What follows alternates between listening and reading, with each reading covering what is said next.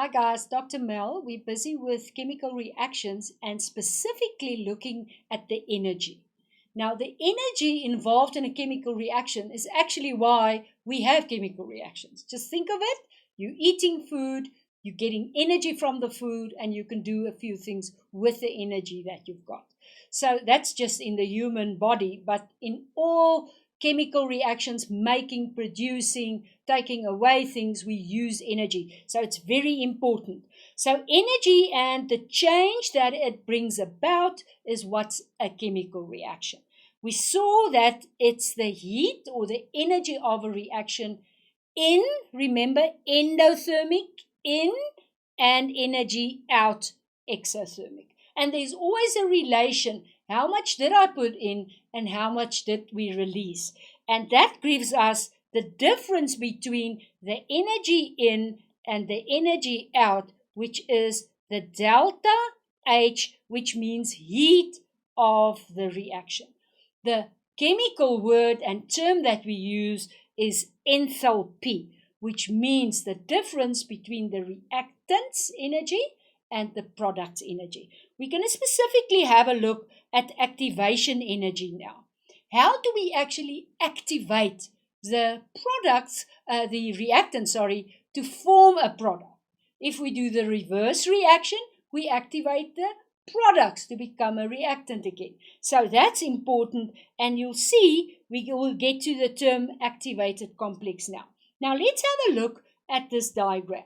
We are starting off here with a molecule there where it's hydrogen molecule. Okay, you know every molecule has 2 hydrogen atoms, and that's bound like that. So I'm starting off with hydrogen. On the other hand, I have, can you see there? I've got chlorine. So these will be my reactants. That's the word, that's the term we use. Let me just write that down. I'm starting with these reactants. Now, in the previous lesson, and please go and have a look at it again if you didn't understand, the breaking of a bond. The breaking of a bond is breaking or bonding energy. We will break these bonds. Let me get a good color to show you. I'm going to break these bonds there. Those. Because you can see what's going to form on this side. Do you see here? I've got an H and an H and an H. And, oh, that I did in the wrong color. Let's do that in that. And you can see I actually broke these bonds here to form new bonds. Now, in order for it to form the new bonds, you need to be breaking them and releasing the energy again. So this stage here, where we've got them separate, can you see all of them? Now let's draw it in the correct colors. I've got Cl, Cl, Cl, Cl. Can you see it there? I hope you can see. I've got the Cl's loose and I've got the H's there. That we call the activated complex. Now I'm going to explain it just now again. But the interesting thing is that in order for that to form there, you need to break these. And that's called the activation energy. So activation energy is the minimum energy needed to start a chemical reaction. And I'm going to explain it with that reaction just now again. I've got Cl2, and just to give you a picture again, and I've got H2. And it's smaller. And I'm going to form, HCl, and it will be 2 of them, and that's the relationship. So what I have here is then the H, and on every H you'll have your Cl. Can you see that? What did I tell you just now? The activation energy will be needed to start it. So I'm going to break those. And in order for me to break that, I've got to put in energy. So activation energy is going in. It forms then an activated complex. And if we look at this diagram again, I'm putting in, and I'm going to write it in now, I'm putting in activation energy. And we abbreviate it with an E, which means energy, and A at the bottom, activation. Remember, we did EP, potential energy. We did EK, kinetic energy. Now we've got EA, which is activation energy. Here I now have the activated complex. It is unstable. It's like vibrating. It's like small little dogs that you locked up in a small space. They just want to get out of there. And they will then bind and they will release energy to form the product.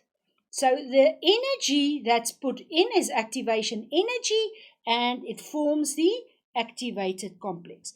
So, guys, we need to know that we're putting in energy and we are releasing energy. So what we have is energy in, it breaks the bonds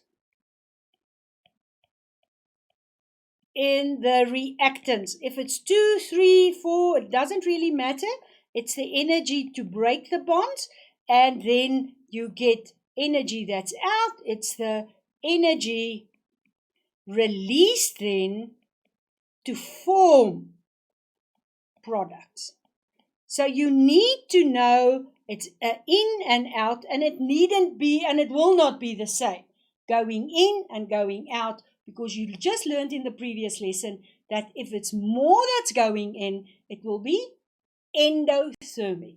And if it's more that's being released, it's exothermic. So we need to know this in order for us to get to an answer for the calculation of bonding energy. So the bonding energy, again, it's the energy needed to break the bond or form a bond of 1 mole. So it's standardized. We can draw graphs, and I think that's the better way of knowing what's happening. I've got a graph here where I've got the potential energy on the y-axis, and I've got the reaction coordinate, or you could just say the time. It's not really the time, but it's the reaction coordinate. It's how the reaction is happening on the x-axis. So I'm starting here with an amount of energy. Everything has potential energy. Your mom and dad thinks you've got the potential to get 6 or 8 or 10 distinctions. That's like hidden energy. Just you and I know if you are going to get the A's, but it's hidden. It's very well preserved. It's a secret. So these reactants have that secret energy. Then we will increase that there. What's that energy called? Activation energy. Then it forms here at the top what? The activated complex. And then it will release again energy down there to become the product. Now, if you have a look at my blue activation energy there and my red at the bottom here, can you see the red one is much longer or stronger than the blue one? So I'm putting in little energy, but I'm releasing quite a lot. So this kind of graph where it ends at the bottom, and this is now so important. I'm going to clear everything. It's here and it's now there. The delta H is negative. It's less than it was. So I can say the reactants is going to become products, and I'm releasing more energy. Therefore, I add it at the end, exo. On the other hand, I'm starting here with my reactants. I again add activation energy. I'm going to put it there. I again get an activated complex. And I release energy again. Let's release that energy. But can you see the green energy going in is less than the released energy. So it's actually keeping energy inside.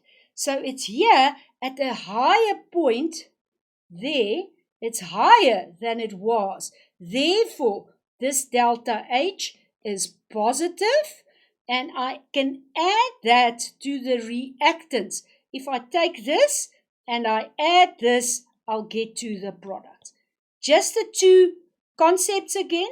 This is exo, it's exit, it's less, so it's at the product. This is endo.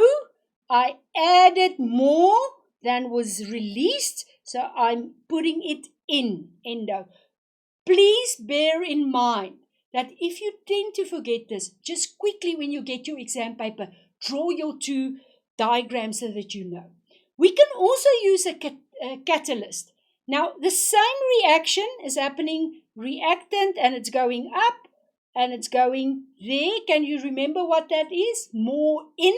So this is endothermic. There's the word.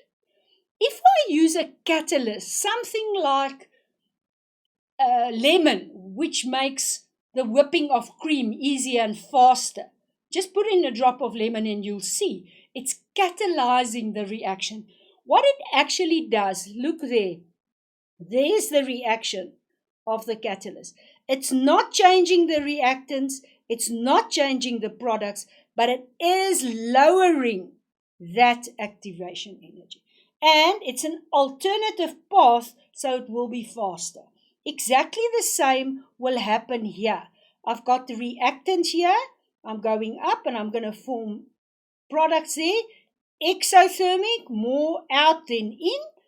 The catalyst again, an alternative part. Can you see it there?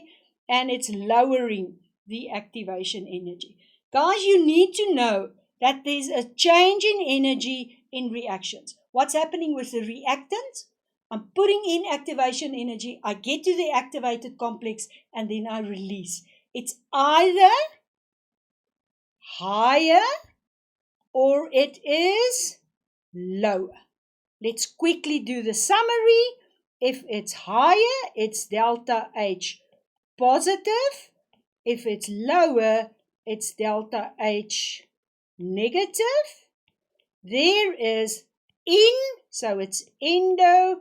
There it's exit, so it's exo. And then, guys, you need to be able to see that the energy that's formed and put in and out is because I want to get to that activated complex so that the reaction can take place. Go and have a look. Science Clinic, free of charge. Siyavula, and then there's lots of textbooks. And you can actually go on websites of the education department and they'll give you examples and more exercises.